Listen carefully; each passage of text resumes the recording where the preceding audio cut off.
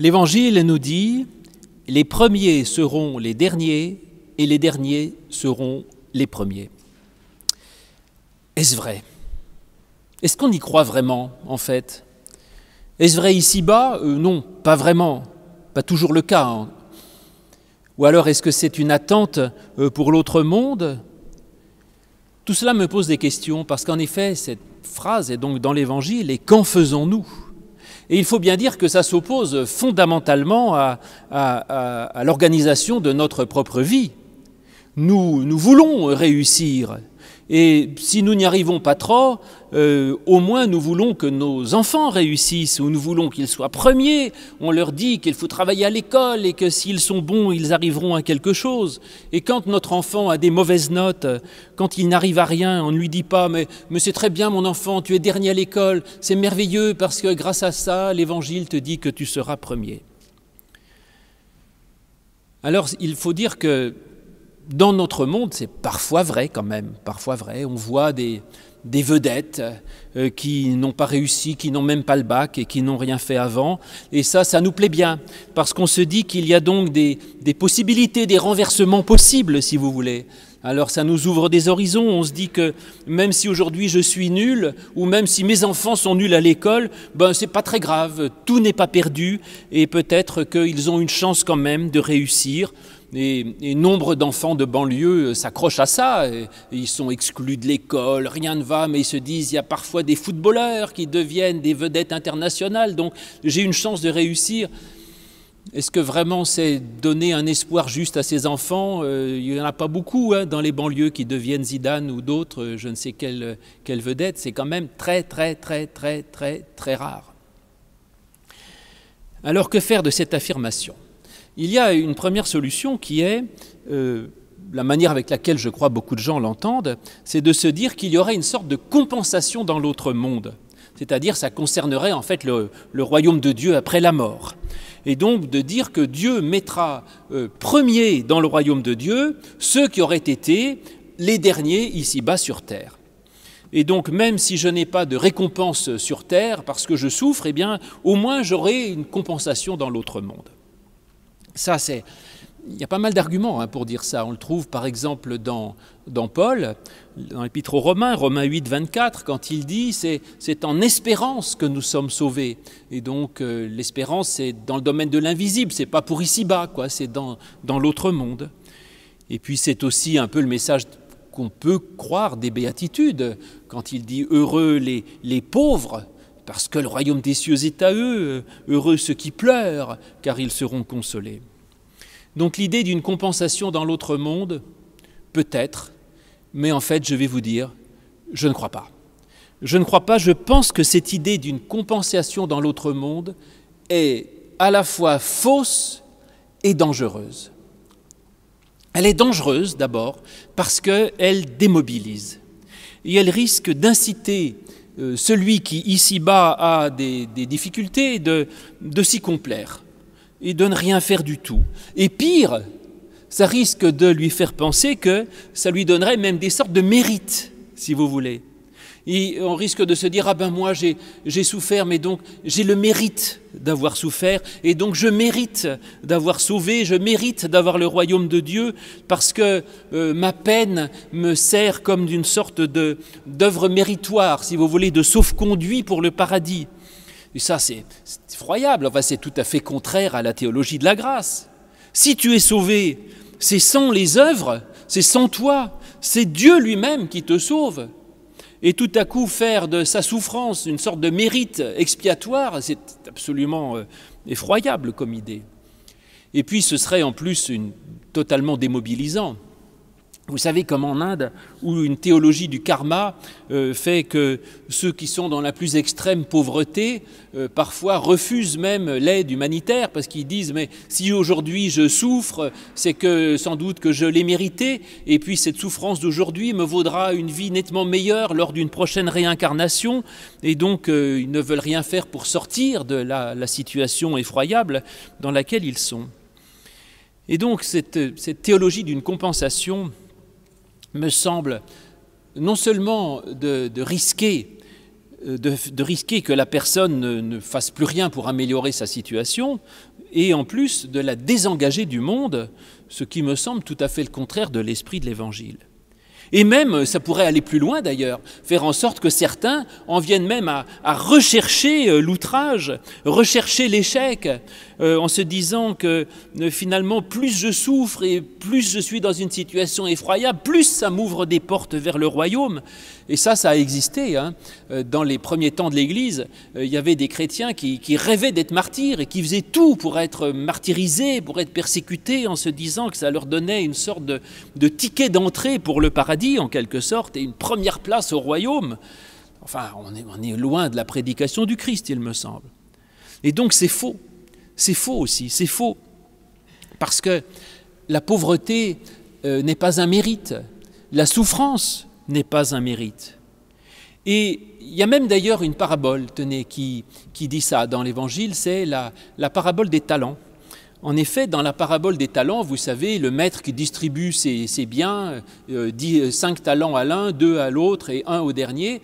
Et finalement, celui qui a reçu le moins va se trouver éjecté dans les ténèbres du dehors, et c'est le premier qui avait reçu le plus qui a tout. Et c'est conclu par cette phrase absolument incroyable, on donnera à celui qui a, et à celui qui n'a pas, on ôtera même ce qu'il a. Donc vous voyez, on ne peut pas réduire l'Évangile à une sorte de balance, finalement, qui serait de cet ordre-là. Alors pour essayer de s'en sortir, il y a une petite variante intéressante. C'est qu'en effet, cette phrase, les premiers seront les derniers, se trouve dans différents endroits dans l'Évangile, 2 fois dans Matthieu et une autre fois dans un autre contexte dans Luc. Et dans Matthieu, c'est à un autre endroit, au moment de l'histoire du jeune homme riche.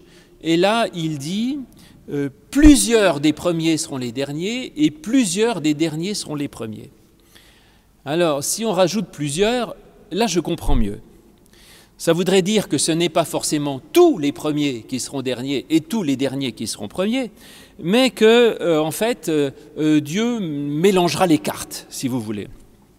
Ça montre que le jugement de valeur de Dieu sur les hommes n'a à peu près rien à voir avec celui de notre société.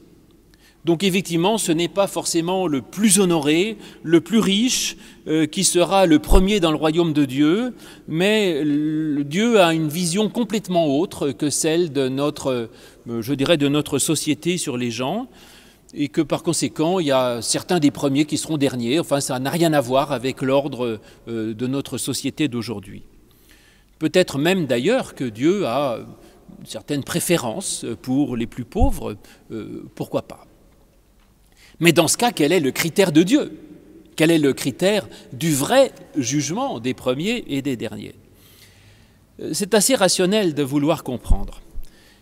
Je fais une petite incise en disant qu'il n'est pas évident qu'il faille essayer de comprendre, mais peut-être que Dieu a ses raisons, mais admettons et cherchons de la rationalité, cherchons un critère, cherchons quelque chose. Peut-être que le critère de la valeur aux yeux de Dieu, ce serait en fait l'humilité. Le fait de savoir ne rien mériter, en quelque sorte. C'est-à-dire l'ouverture à Dieu, l'ouverture aux autres, savoir se décentrer de soi-même. Et voilà pourquoi les ouvriers de la 11e heure, ceux qui arrivent en dernier, auraient eu autant que les autres, parce qu'ils ont certes moins travaillé, donc aux yeux des hommes moins mérité, mais ils ont une qualité en plus qui est celle de ne rien attendre. D'ailleurs, quand ils sont embauchés, le maître ne leur dit pas « je te donnerai quelque chose », il ne promet rien, alors qu'aux autres, il leur a dit « je te donnerai ceci, cela ». Viens travailler, il dit « j'y vais ». Ils n'attendent rien. Et donc, ils ont cette qualité de ne rien attendre, alors que les premiers sont revendicatifs. Ils exigent ceci, ils veulent cela, etc. Eux n'attendent rien, et que par conséquent, il y a une sorte là de qualité que Dieu apprécie au-dessus de toutes les autres. Parce que le royaume de Dieu, ce n'est pas quelque chose qui se gagne par son travail, par son œuvre, ou par son mérite, mais c'est quelque chose qui s'accueille et qui se reçoit. Et pour pouvoir accueillir quelque chose, il faut avoir de la place, il faut avoir de l'humilité, il faut être capable de dire « Oui Seigneur, par moi-même je ne peux pas l'obtenir et donc j'ai besoin de toi ». Et de ce côté-là, ceux qui risquent le plus de ne pas y arriver sont les plus riches, ceux qui ont le plus de chance, parce qu'ils croient que leur chance, leurs avantages, leur richesse matérielle ici-bas va leur donner ce qu'ils attendent. Et donc ils sont sur une fausse piste. Mais le pauvre qui manque de tout, il sait qu'il ne peut pas compter ni sur lui-même, ni sur les événements matériels de sa vie pour faire quelque chose. Donc il va être en attente d'une réalité qu'il sera en mesure de recevoir. Et c'est vrai que c'est peut-être ça le problème de la richesse. C'est pas que ce soit culpabilisé par l'Évangile, mais ceux qui ont le plus risquent de croire que leur réussite est importante et que ça pourrait les sauver alors que ça ne les sauve en rien. Donc oui, la seule chose qui nous sauve, c'est la grâce de Dieu, et donc c'est notre capacité à nous ouvrir à cette grâce qui peut nous sauver. Et donc cette histoire des ouvriers de la 11e heure nous montre peut-être simplement que notre jugement à nous n'a rien à voir avec le jugement de Dieu. Et que ce qui est valorisé par le Christ est donc, je dirais, une sorte de qualité humaine qui est une échelle de valeur qui n'a rien à voir avec notre échelle de réussite sociale, mais c'est au contraire une échelle d'humanité, d'humilité, d'accueil et de patience. Ah très bien, eh bien ça me plaît assez tout cela, mais en même temps je dois vous dire que ça me pose un réel problème. Donc je me laisse entraîner par moi-même, si vous voulez, par mon sermon, par ma prédication. Je me dis oui, j'ai trouvé, mais en fait, je crois que je me demande si je ne suis pas en train de me fourvoyer dans quelque chose d'extrêmement dangereux. Parce que du coup, est-ce que je ne retomberai pas dans une sorte de théologie du mérite et de jugement sur les œuvres, en fait, qui seraient des œuvres d'humilité, et donc le plus grand dans le royaume de Dieu serait le plus humble, et on retombe dans une théologie des mérites en disant il est sauvé parce qu'il a fait preuve d'humilité, et est sauvé celui qui fait preuve de grâce, et celui qui fait preuve de capacité à accueillir, et donc on retombe dans une sorte de théologie méritoire avec une jauge qui serait simplement un critère non humain, mais néanmoins dans une théologie du mérite et pas de la grâce. Alors, comment s'en sortir ? Eh bien, peut-être qu'il faut abandonner toute logique de mérite ou de grâce ou de jugement. Et peut-être que quand le Christ dit « plusieurs des premiers seront les derniers et plusieurs des derniers seront les premiers », est-ce que vraiment il faut chercher un critère comme j'ai voulu le faire, ou est-ce qu'il ne faut pas s'en remettre à Dieu et dire c'est Dieu qui décide, c'est pas vous, c'est Dieu qui décide. Et d'ailleurs ça c'est ce qu'on voit dans la parabole, quand le maître distribue, il dit et si moi j'ai décidé de donner un denier à un tel, qu'est-ce que ça peut te faire ? Il lui dit pas il a mérité plus qu'un autre, il dit j'ai décidé de lui donner point, c'est son choix. Et donc il pourrait y avoir une sorte d'arbitraire divin, peut-être. Dieu fait ce qu'il veut avec ses propres règles et il donne à qui il veut. Cela ne vous regarde pas. Ça nous ramènerait à une sorte de prédestination calvinienne finalement en disant il y a quelque chose qui m'échappe et Dieu choisit de donner à l'un et pas à l'autre et puis écoute c'est comme ça, voilà. Oui, c'est comme ça, mais moi ça me plaît qu'à moitié parce que je veux toujours comprendre. Et du coup, si c'est comme ça, c'est qu'il y a quand même une forme d'injustice qui existe. Et ça génère en tout cas en moi un sentiment d'injustice. Et sentiment d'injustice que l'on voit très bien d'ailleurs dans la parabole des ouvriers de la 11e heure, ceux qui ont bossé, qui disent « Attends, c'est quand même pas juste, nous on a travaillé 12 heures sous le soleil, pourquoi lui il a autant ?» Et on le voit aussi dans la parabole du fils prodigue, c'est pareil. Le père choisit de donner le veau gras au fils qui était parti, pourquoi pas, mais le fils aîné il dit « Attends, mais en attendant, moi j'ai quand même travaillé toute ma vie pour toi et tu ne m'as même pas offert un veau gras. » Et donc il y a une sorte d'injustice fondamentale et celui qui s'est donné tout ce mal dans sa vie se dit, mais finalement, moi je me suis donné tant de mal et pour gagner quoi? Sentiment d'injustice incroyable, et sentiment d'injustice que je ressens moi-même d'ailleurs, pas simplement pour l'autre monde, mais même dans la vraie vie. Parce que ça m'est arrivé, ça vous est arrivé à tous. Parfois, je me dis, mais moi, j'ai tout fait bien, je me suis donné du mal, j'ai travaillé, j'ai mérité, et puis voilà que ça n'a pas été couronné de succès. Et pourquoi ? Et pourquoi un tel qui n'a rien fichu me passe devant, un tel qui est moins bon que moi a plus de succès que moi? Pourquoi est-ce que sans arrêt il y a cette espèce d'injustice? Pourquoi c'est parfois le meilleur qui tombe malade et lui qui fait rien pour soigner sa santé, qui se trouve en parfaite santé? Une sorte d'injustice permanente dans laquelle nous baignons, parce que ce monde dans lequel nous vivons est cruel et finalement n'a aucune justice, il faut le dire, n'a aucune justice. Et donc, est-ce qu'il n'y aurait pas, effectivement, ce texte ne nous renverrait pas une sorte de réalité profonde que nous expérimentons, d'une injustice fondamentale qui est celle de notre vie? Voilà, après tout, c'est comme ça. Et est-ce qu'il faut chercher des raisons? Oui, alors lui, certes, il ne fait pas beaucoup d'efforts pour sa santé, mais il n'est pas tombé malade parce qu'il serait plus gentil qu'un autre? Bien sûr que non. En tout cas, dans la vraie vie, ce n'est pas comme ça que ça se passe. On voit bien qu'il n'y a pas de critères. Alors, qu'en faire de cette injustice fondamentale qu'il y a ici-bas sur Terre? Eh bien, peut-être que, effectivement, le message, ce serait de dire, eh bien, c'est comme ça. Et peut-être même que c'est la volonté de Dieu. Si Dieu est une sorte d'image de ce qui se passe dans le monde, du destin, eh bien, il y a une sorte de réalité imprimée dans le monde qui fait que le monde n'est pas juste. Voilà, c'est comme ça. Le monde n'est pas juste. C'est comme ça, il y a des premiers qui sont derniers, des derniers qui sont premiers, et ce n'est pas les plus méritants qui passent devant.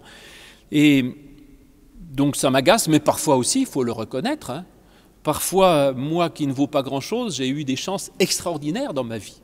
Et parfois aussi, j'ai eu des choses que je n'aurais jamais méritées.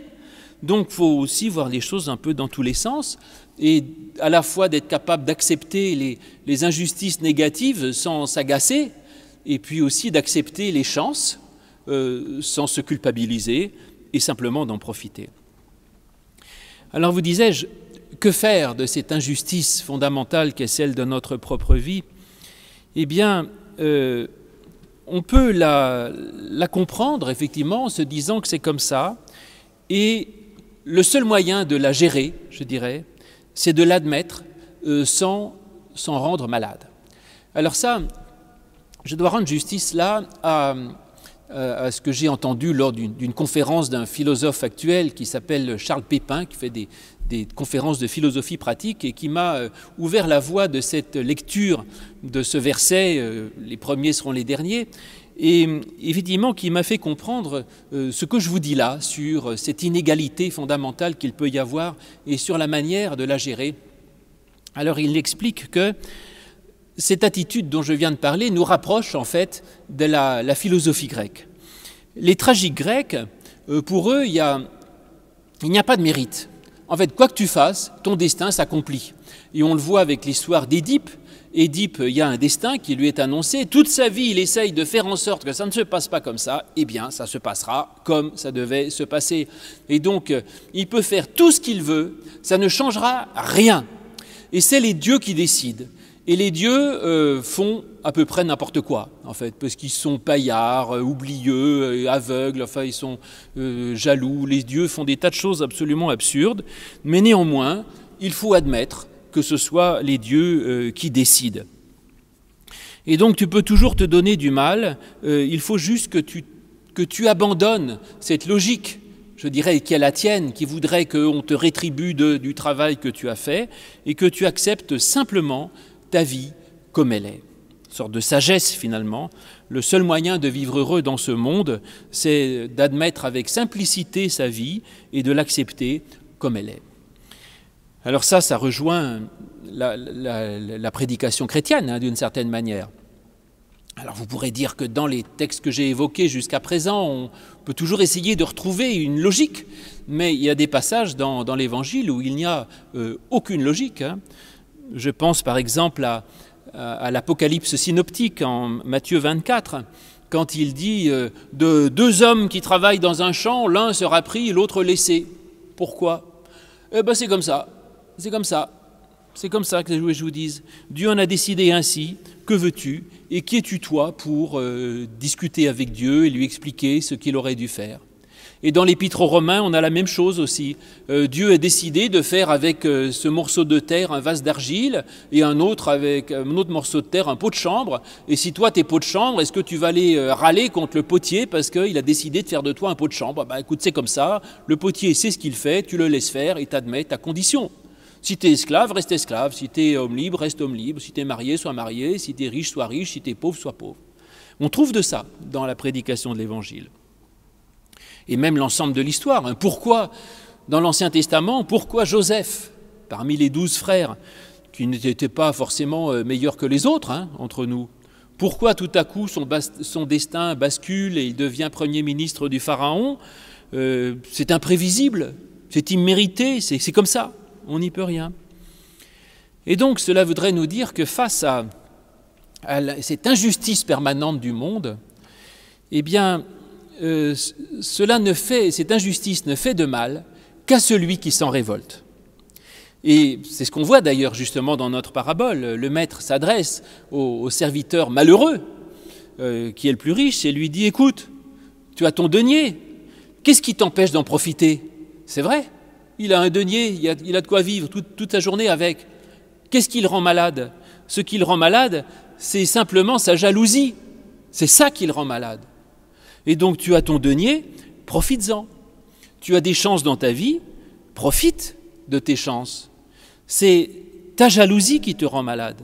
Et ce qui le rend malade, c'est qu'il regarde dans l'assiette du voisin. Et c'est donc une sorte d'incitation à ne pas comparer. En fait, une incitation...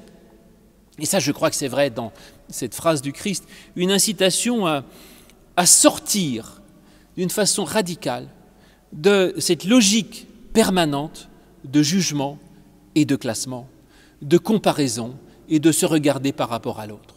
Et donc, arrêtez d'essayer de savoir qui est premier, qui est dernier, parce que de toute façon, Dieu n'a rien à voir avec ces jugements. Alors, ça n'est pas évident.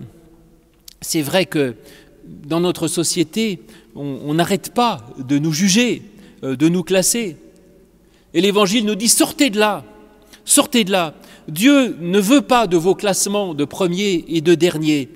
Cassez tout ça, sortez de cette logique. Arrêtez de regarder ce que l'autre a de plus que vous, ce que l'autre a fait de mieux que vous ou de moins bien que vous. Profitez de votre denier, et c'est tout, et vous serez heureux. C'est la même chose d'ailleurs que dit le père au frère aîné du fils prodigue, qui lui aussi dit « Mais moi, c'est pas juste, mon frère, ceci, cela ». Il dit « Écoute, quel est le problème? Tu n'as jamais manqué de rien. Le problème de ce fils-là, qui est malheureux tout à coup, c'est qu'il a tout, sauf ce qu'a son frère, et ça l'agace. Eh bien, c'est de sa faute s'il est malheureux. Et donc, parce qu'il y a toujours quelque chose que nous n'avons pas et qui est injuste, alors profite de ce que tu as. Tu as assez pour vivre avec ça. Ton malheur, c'est toi qui te le provoques en regardant dans l'assiette de l'autre. Et puis inversement, d'ailleurs, je crois que cette invitation à sortir de la logique du mérite est aussi parfois à notre profit, si vous voulez.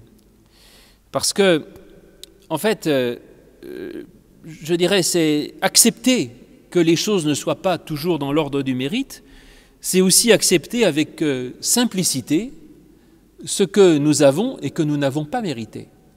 Comme le serviteur qui a travaillé 1 heure, qui a un denier entier, eh bien je l'accepte avec simplicité. Parce que, justement, il y a énormément de chances qui arrivent dans notre vie, qui nous sont proposées. Et peut-être que vous avez l'impression que vous avez des malheurs et que vous ne méritez rien, que vous êtes petit et rejeté, etc. Mais en fait, forcément, à un moment ou à l'autre, la chance frappe à votre porte. Il y a quelque chose qui vous est offert. Et est-ce qu'à ce moment-là, vous savez accepter cette chance? Vous savez la reconnaître, vous savez la prendre et avec simplicité de dire « je ne la mérite pas, mais je suis ravi de profiter de ce cadeau et d'accueillir cette grâce ». Pour ça, il faut sortir de la logique du mérite et du déterminisme. Parce que ça permet non seulement de ne pas être jaloux, mais aussi d'avoir la possibilité mentale d'accueillir de l'inattendu et de l'inespéré dans notre vie. C'est la chance que je ne mérite pas que je dois savoir accueillir. Parce que je crois d'ailleurs que ceux qui ont véritablement de la chance, ce sont ceux qui ont su reconnaître la chance au moment où elle s'est profilée. Qu'elle soit grande ou qu'elle soit petite. Mais en général, la chance n'est pas comme on l'attendait.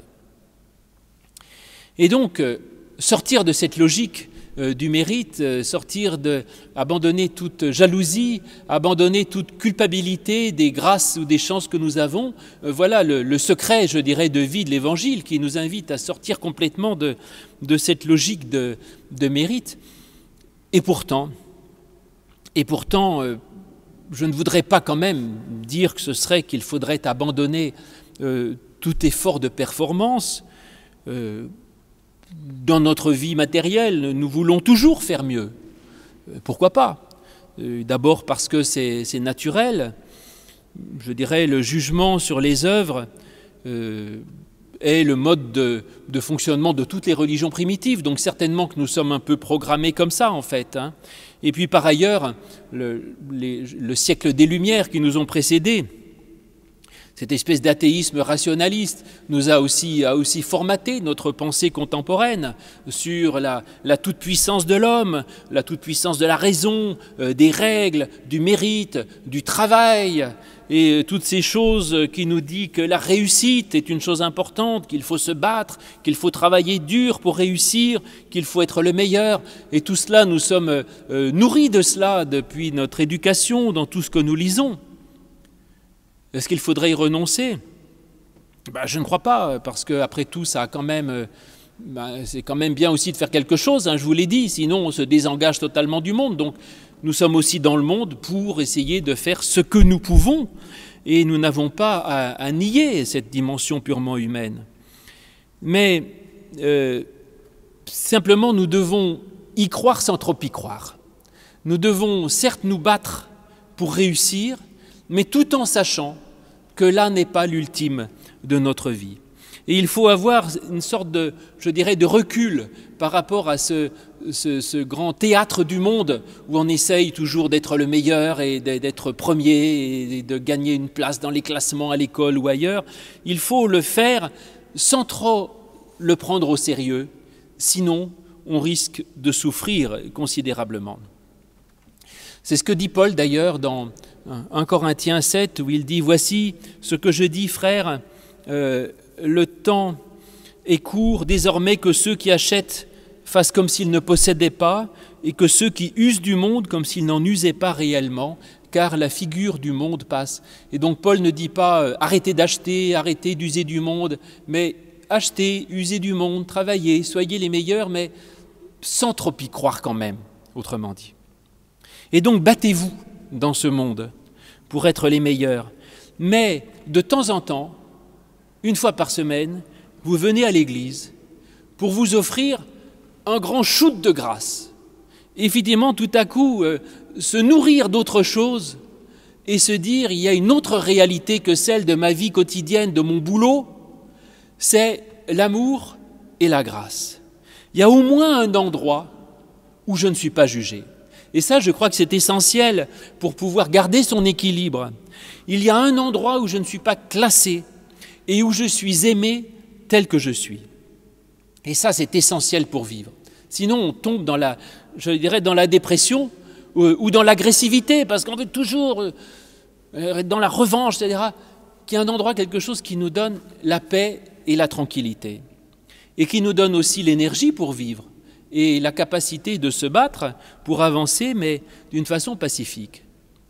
Et en réfléchissant à ça, ça m'a permis aussi de rentrer en paix avec moi-même, parce que je me vois encore prêcher au culte des enfants que nous faisions avant d'être confinés dans la chapelle, et puis dire à tous ces enfants, leur dire, vous savez, vos parents vous disent, il faut que tu sois le premier, il faut que tu passes dans la classe supérieure, il faut que tu réussisses tes examens, que tu aies 20 en dictée, etc. Et j'ai dit à ces enfants, mais moi je vous dis, Dieu s'en fiche complètement. Voilà. Donc si vous êtes dernier, même si vous ratez vos examens, si vous redoublez 20 fois, ça ne change rien. Dieu vous aime et vous êtes quelqu'un d'extraordinaire aux yeux de Dieu, au regard de Dieu, et ça ne remet rien en cause de ce que vous êtes, de votre qualité et de votre valeur. Et en disant ça, je me disais, mais je trahis la confiance des parents qui me confient leurs enfants. Mais en fait, je ne crois pas que je trahisse quoi que ce soit. Simplement, je leur donne la nourriture qui leur permet d'entendre ensuite le discours de leurs parents ou de leurs professeurs et d'avoir le recul suffisant pour ne pas souffrir de ce discours et n'en prendre que ce qu'il y en a de positif. Et donc, c'est une façon d'entendre, si vous voulez, ce message humain et de l'intégrer avec juste ce qu'il faut de relativité, en disant « d'accord, je vais me battre pour essayer d'être le meilleur et je vais dire à mes enfants de réussir, mais je sais qu'au fond de moi-même, je ne suis pas jugé là-dessus et qu'ensuite, eh bien, je ferai ce que je peux et qu'après tout, on verra bien. » D'ailleurs, entre nous, les parents disent la même chose à leurs enfants et les enfants savent très bien que les parents les aimeront dans tous les cas. Alors, essentiel de cela, justement, de cette phrase extraordinaire qui brise, je dirais, toute notre logique de société, toute notre logique humaine. C'est une des phrases les plus explosives, je dirais, qui soit de l'Évangile par rapport à notre logique humaine et quotidienne. C'est que Dieu a sur nous un regard qui n'est pas celui du jugement, mais qui est celui de l'amour. Et pour lui, en fait, chacun de nous est le premier. Et chacun de nous est le fils préféré, la fille adorée, celui ou celle en qui il a confiance et qui hérite de tous ses biens, avec le veau gras en prime. Et c'est ça, c'est le plus essentiel peut-être, c'est cette parole fondamentale, fondatrice, qui a été dite sur nous au jour de notre baptême, enfin je vous le souhaite, ou si ça n'a pas été le cas, vous pouvez vous la redire à vous-même, cette parole qui vient du ciel au début du ministère du Christ, au moment du baptême de Jésus, cette parole qui dit à Jésus et qui nous est dit à chacun de nous-mêmes, « Tu es mon enfant bien-aimé, en qui j'ai mis toute mon affection. » Voilà la parole de base, fondamentale, la structure, le socle sur lequel on peut construire toute notre vie et même notre volonté d'être premier dans le concours de ceci ou de cela ou de celui qui court le plus vite. Dans tous les cas, tu es mon enfant bien-aimé en qui j'ai mis tout mon amour. À partir de là, tout est possible. Amen.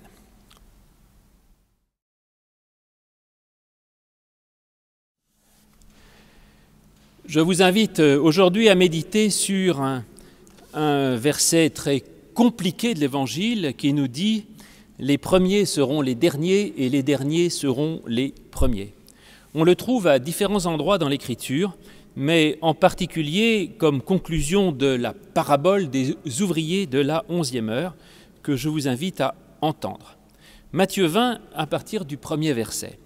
« Le royaume des cieux, nous dit le Christ, est semblable à un maître de maison qui sortit dès le matin afin d'embaucher des ouvriers dans sa vigne. Et il se mit d'accord avec les ouvriers pour 1 denier par jour, et il les envoya dans sa vigne. Il sortit vers la 3e heure, et il en vit d'autres qui étaient sur la place sans rien faire. Et il leur dit, « Allez vous aussi à ma vigne, et je vous donnerai ce qui sera juste. » Ils y allèrent. Il sortit de nouveau vers la 6e heure, puis vers la 9e heure, et il fit de même. Et vers la 11e heure, il sortit encore, en trouva d'autres qui se tenaient là, et il leur dit, « Pourquoi vous tenez-vous ici toute la journée sans rien faire ?»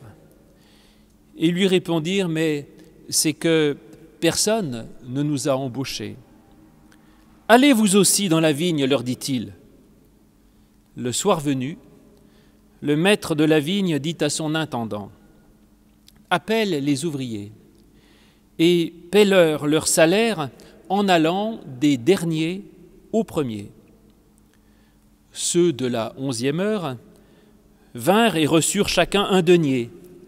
Les premiers vinrent ensuite et en pensant recevoir davantage, mais ils reçurent eux aussi chacun 1 denier. En le recevant, ils murmurèrent contre le maître, et ils dirent « Mais ces derniers sont venus qui n'ont travaillé qu'1 heure, et tu les traites à l'égal de nous, qui avons supporté le poids du jour et la chaleur ?» Il répondit à l'un d'eux « Mon ami, je ne te fais pas de tort. N'as-tu pas été d'accord avec moi pour 1 denier? Prends ce qui est à toi et va-t'en. Et si je veux donner à celui qui est le dernier autant qu'à toi, ne m'est-il pas permis de faire de mes biens ce que je veux? Ou vois-tu d'un mauvais œil que je sois bon? Ainsi, les derniers seront les premiers, et les premiers les derniers. Oui, Éternel, ta parole est vérité, sanctifie-nous par ta vérité.